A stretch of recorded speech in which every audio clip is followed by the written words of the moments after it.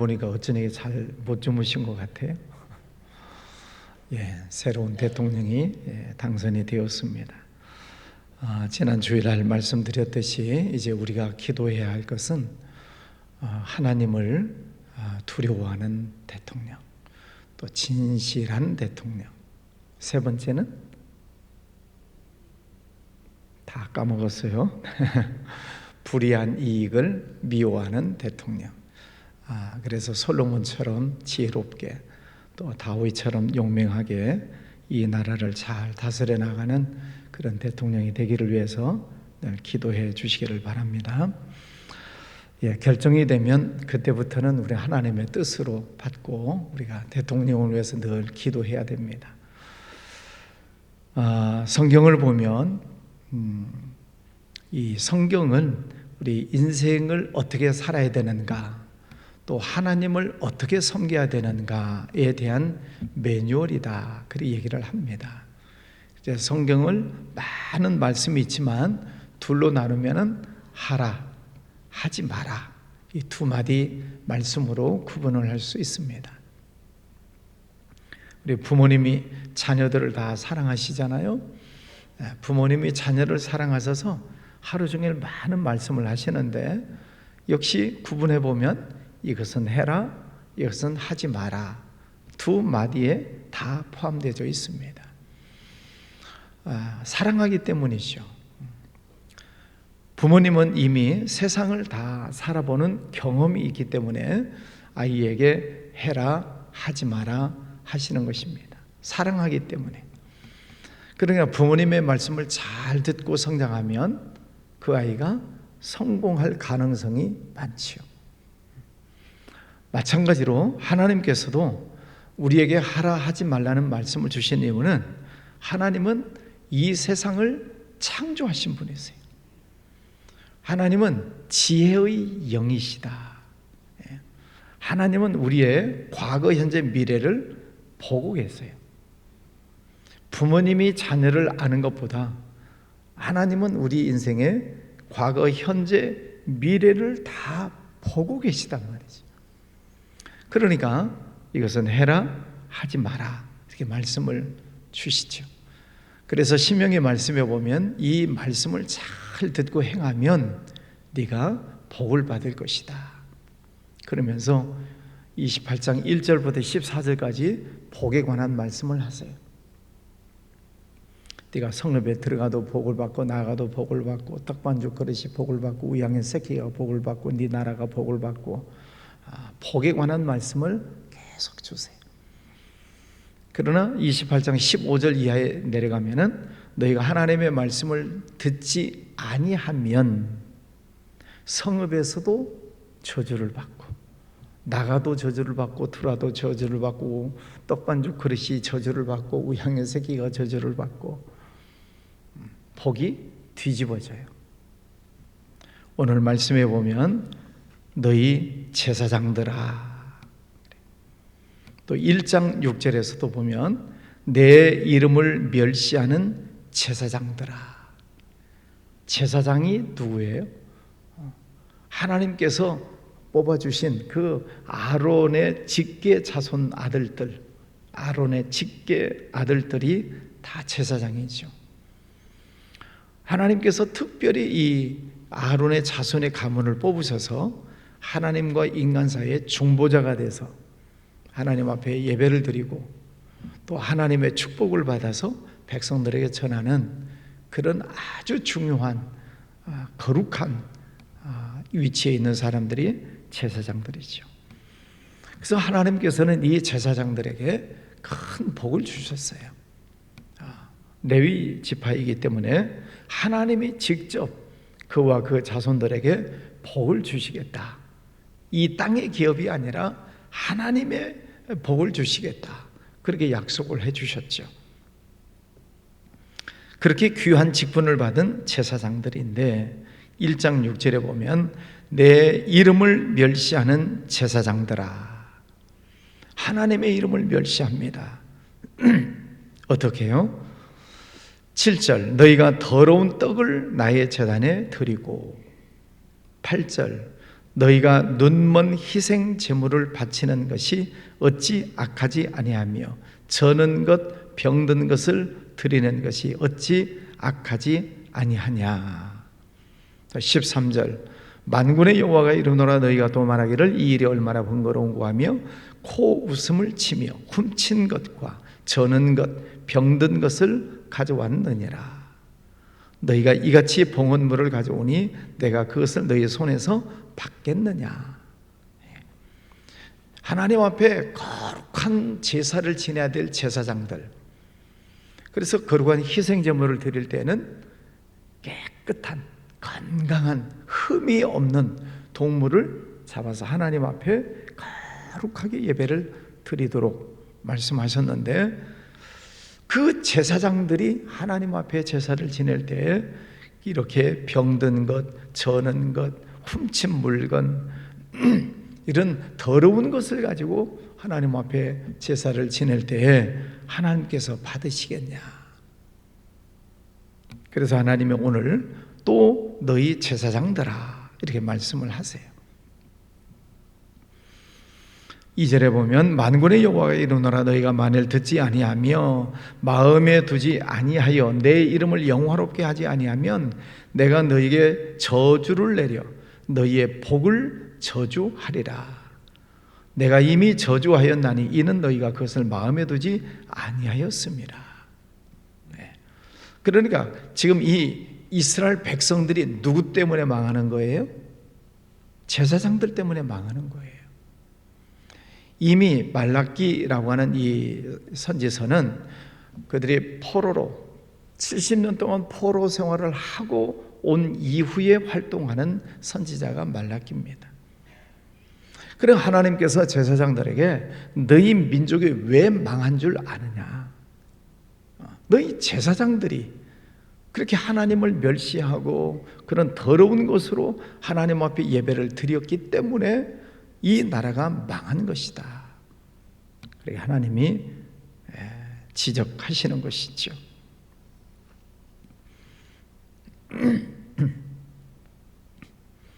이 절 중간에 보면 너희 복을 저주하리라. 복. 하나님께서 이스라엘 백성들에 주신 복이 얼마나 귀합니까? 선민, 하나님께서 이스라엘 민족을 선택하셨죠. 그 자그마한 나라, 잘난 것도 없고 큰 것도 아니고 별것 없는 그 작은 민족을 하나님이 선민 삼으셔서 성민 삼아 주셨어요. 택하셔서 거룩한 백성으로 만들어 주셨어요. 그래서 하나님이 그들에게 얼마나 많은 복을 주셨습니까? 가나안 땅을 주시고 하나님께서 직접 적들을 다 막아주시고 하나님께서 그들에게 복을 주셨어요. 그런데 그 제사장들의 잘못된 제사 행위, 그리고 또 백성들은 또 그렇게 다 따라갔다는 거죠.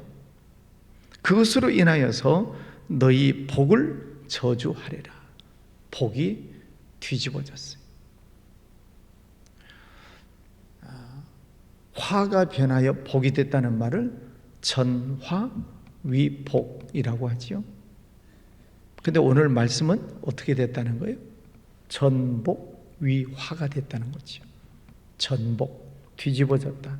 복이 뒤집어져서 화가 됐다. 오늘 이 말씀을 보면 이제 우리에게 주시는 말씀으로 보면 하나님께서 우리를 다 예수 그리스도를 믿는 자들은 너희는 거룩한 제사장이요. 베드로전서 2장 9절에 그랬죠. 우리는 예수 그리스도를 믿는 사람은 하나님께서 우리를 너희는 거룩한 제사장이다 그랬어요. 목사가 제사장이 아니고 여러분이 다 제사장이에요. 아시죠? 성경에 그렇게 돼 있으니까 아멘 하셔야지. 여러분이 하나님 앞에 제사장이에요. 그래서 여러분이 하나님 앞에 예배를 드려야 돼요. 거룩한 예배를 목사가 하는 게 아니고 여러분이 하나님 앞에 올바른 예배를 드리셔야 돼요. 그럼 내가 하나님이 기뻐하시는 예배를 드리고 있는가? 베드로전서 2장 말씀에 보면 하나님께서 기쁘게 받으시도록 제사하는 제사장이 될지라. 우리가 하나님 앞에 예배드리는 것, 하나님이 기쁘게 받으시도록 제사하는 제사장이 되어라. 그러면 여러분이 예배를 드릴 때 내가 몸가짐은 잘 하고 있는가, 또 내가 하나님 앞에 예배드리는 이 예배를 하나님이 정말 기쁘게 받으실까, 내가 찬송을 할 때, 기도를 할 때, 또 예물을 드릴 때 내 온 몸과 마음과 정성을 다 해서 하나님을 예배하고 있는가, 아니면은 습관적인 예배를 드리고 있는 것은 아닌가, 나 자신의 예배를 잘 돌아보셔야 됩니다. 그런데 이 말라기 시대에 나오는 이 제사장들은 그렇게 하나님을 멸시하고 더러운 제사를 지냈다는 거예요. 그리고 3절에 보면 보라 내가 너희 자손을 꾸짖을 것이요 똥이라, 똥 곧 너희 절개 희생의 똥을 너희 얼굴에 바를 것이라. 얼굴에다 뭔 칠을 한다 그러죠? 똥칠을 한다. 자, 구약 시대에 희생 제물을 잡아서 이제 하나님 앞에 제사를 지낼 때는 그 내장을 다 긁어내요. 내장을 다 긁어내요. 내장 속에는 뭐가 있어요? 똥이 있어요. 그래서 내장을 다 긁어내서 그 똥을 진 밖으로 버리는 거예요. 성전 밖으로. 저 더러운 것을 버리는 곳에 갖다 버리는 것이 그 똥이에요. 근데 그 똥을 얼굴에다가 칠하겠다. 얼굴에 똥칠을 한다. 그런 말 있잖아요. 누구에게 그렇게 하시겠다고요? 제사장들에게. 하나님 앞에 거룩한 예배를 드려야 될 그 제사장들, 하나님을 멸시하고 하나님 앞에 더러운 예배를 드릴 때 하나님께서 그 얼굴을 똥칠해 버리시겠다. 제사장 얼굴에 똥칠을 하면 어떻게 되지요? 똥은 부정한 것이에요. 부정한 것이기 때문에 버리는 거예요. 부정한 것을 얼굴에다가 칠했다. 그러면 그 제사장은 부정한 사람이 되는 거예요. 부정한 것을 만지기만 해도 부정하다 그랬잖아요. 그러면은 제사장이라고 하는 이 거룩한 직분을 가지고 있는 이 사람이 얼굴에 똥칠을 당하면 그는 제사장의 권리가, 직분을 잃어버리는 것입니다. 얼굴에 똥칠을 당하면 그것과 함께 제하여버림을 당하리라. 하나님이 제해버리시겠다. 너는 제사장이 아니다. 그런 말이죠. 제사장이 그렇게 하니까 백성들이 다 따라서 하는 것입니다. 그러나 그 나라가 망해버리는 거예요. 그래서 70년 동안 포로 생활을 하고 돌아왔어요. 그러면 뭘 차려야 돼요? 정신 차려야지. 그 70년 동안 고생하고 왔으면 정신 똑바로 차려야지요. 그래서 학개, 스가랴, 말라기 이 선지자들이 나타나서 다시 하나님 앞에 돌아와라. 온전하게 예배를 드려야 된다. 하나님의 성전을 다시 짓자. 이게 학개, 스가랴, 말라기 선지자들의 외침이잖아요. 계속 선지자들이 외쳐요. 그런데 이 백성들이 또 하나님의 말씀을 안 듣는 것입니다. 70년 동안 그 고생하고 왔음에도 불구하고 돌아왔을 때만 반짝 기뻐하고 또 시간이 흘러가면서 또 하나님을 멸시하고 제사장들이 또 엉뚱한 짓을 하고 하나님의 말씀을 멸시하는 거죠. 하나님의 말씀을 잘 듣지 않는 데서 문제가 생기는 것입니다. 5절에 보면 레위와 세운 나의 언약은 생명과 평강의 언약이라. 내가 이것을 그에게 준 것은 그로 경외하게 하려 함이라. 그가 나를 경외하고 내 이름을 두려워하였으며. 하나님께서 이스라엘 백성들과 맺은 언약은 생명과 평강의 언약이라. 생명을 주시고 평강을 주시는 하나님의 축복의 언약을 맺었어요. 근데 그 언약을 깨트리는 것입니다. 8절 마지막, 너희가 레위의 언약을 깨트렸느니라. 약속이라고 하는 것은 매우 중요한 것이잖아요. 내가 다른 사람과 어떤 약속을 했다. 그건 신뢰관계예요. 약속을 서로 간에 잘 지키면 신뢰감이 생겨요. 그 사람을 믿어요. 저 사람도 나를 믿어요. 그래서 좋은 관계가 되는 것이 약속 관계예요. 근데 한 사람이 일방적으로 그 약속을 깼다. 그러면 끝나는 거죠. 그런데 인간관계도 그럴지언정 하나님과 맺은 언약, 얼마나 소중한 것입니까? 자, 그러면 다시 질문합니다. 여러분이 하나님 앞에 언약한 것이 있나요? 약속한 게 있나요? 성경에서는 서원이라고 되어 있어요. 내가 하나님 이렇게 하겠습니다. 하나님 이렇게 섬기겠습니다. 이렇게 충성하고 이렇게 헌신하고 이렇게 하나님 앞에 올바른 신앙생활을 하겠습니다 하고 약속하는 것이 있으실까요? 네, 있어요. 여러분이 하나님 앞에 다 약속한 게 있어요. 그걸 잘 지키셔야 돼요. 그러니까 내가 하나님과 약속한 것을 내가 잘 지키면 하나님도 나와 하신 약속을 지켜주시는 거죠. 오늘 말씀을 우리가 보면서 하나님과의 언약 관계, 하나님은 우리에게 생명과 평강의 언약을 주시겠다.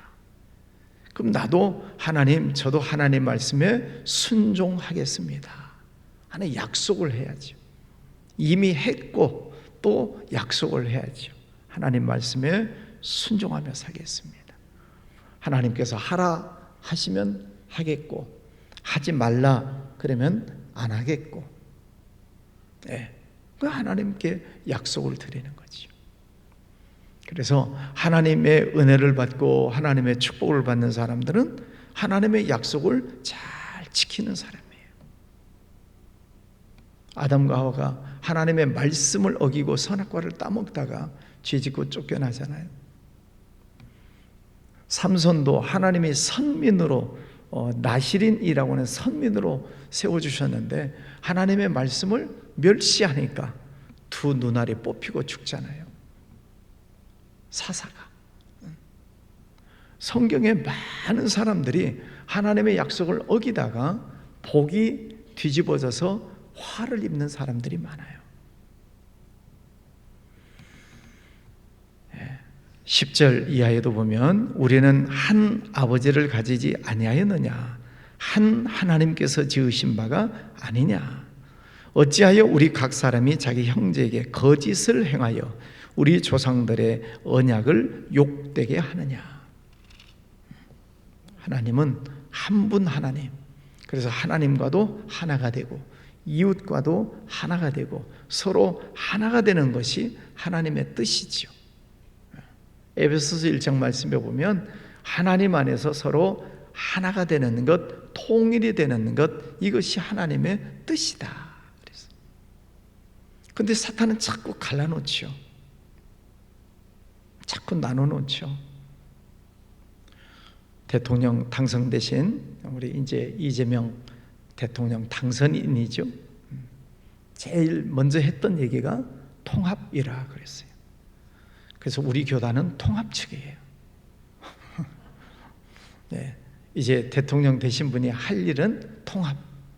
네, 진보 보수로 나눠지고 좌와 우와 나눠지고 극단으로 치닫고 있는 이 백성들, 국민들의 마음을 통합하는 것이 가장 중요한 일이죠.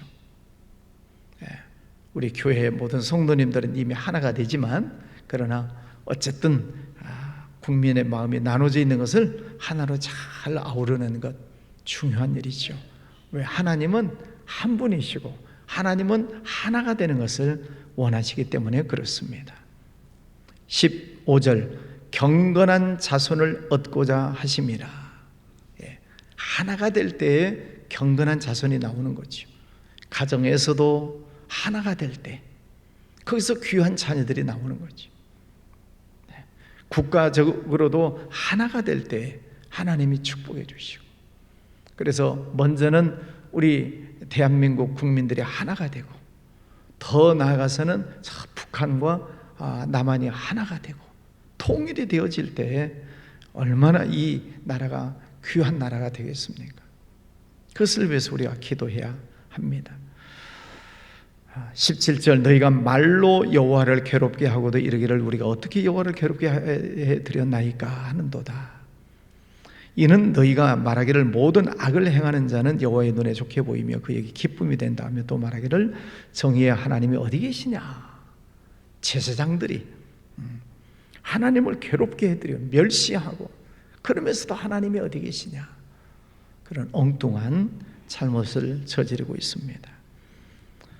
내가 제사장이다 말씀드렸어요. 여러분 개인이 다 제사장이에요. 정리하면 예배를 잘 드리셔야 됩니다. 제사장의 가장 중요한 일은 예배예요. 여러분 예배를 잘 드리시기를 바랍니다. 두 번째, 하나님과 약속한 것을 잘 지키셔야 돼요. 여러분이 주일 성수하겠습니다, 열심히 봉사하겠습니다, 헌신하고 충성하겠습니다 약속하셨을 거예요. 또 새벽기도 잘 지키겠습니다 하셨죠? 네.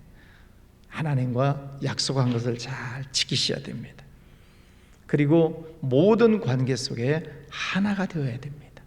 가정에서도 하나가 되고, 교회에서도 하나가 되고, 다른 사람들과 관계가 하나가 되고, 그럴 때 하나님은 화를 변하여 복이 되게 하시는 것이죠. 제사장이 해야 될 일 세 가지. 첫 번째는 예배, 두 번째는 약속, 세 번째는 하나가 되는 것. 잘 기억하시고 오늘도 승리하시기를 바랍니다. 기도합니다. 거룩하신 아버지 하나님 감사합니다. 오늘도 귀한 아침을 주셨습니다. 하나님의 성전에 올라와 하나님을 찬송하고 또 하나님의 말씀을 듣고 아멘하고, 오늘 이 말씀 속에 하나님의 음성을 듣게 해주시니 감사합니다. 저희들을 하나님의 거룩한 제사장 삼아주셔서 감사합니다. 늘 하나님 앞에 올려드리는 예배를 거룩한 예배로, 하나님께서 기쁘게 받으시는 예배를 늘 드리기를 원합니다. 하나님 주시는 말씀 언제나 아멘입니다. 하라는 말씀도 아멘이고 하지 말라는 말씀도 아멘이고, 하나님 말씀을 잘 지켜 행하겠습니다. 모든 관계 속에 언제나 하나가 되도록 노력하겠습니다. 거룩하신 아버지, 오늘 이 아침에도 하나님의 성전에 엎드려 기도하는 주님의 귀한 제사장들 머리 위에 은혜 주시고 축복하여 주옵소서. 또 하나님 앞에 올려드리는 기도도 하나님 들어주시고 응답해 주시기를 원합니다. 새로운 대통령이 당선되었습니다.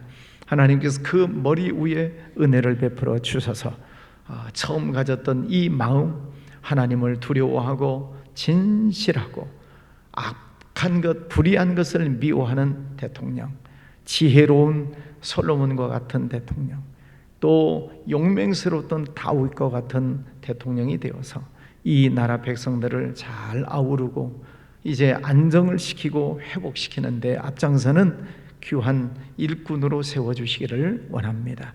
아버지 하나님, 오늘도 주님과 함께 동행하기를 원합니다. 주님께서 동행하여 주시고 축복하여 주시옵소서. 예수님 이름으로 기도하였습니다. 아멘.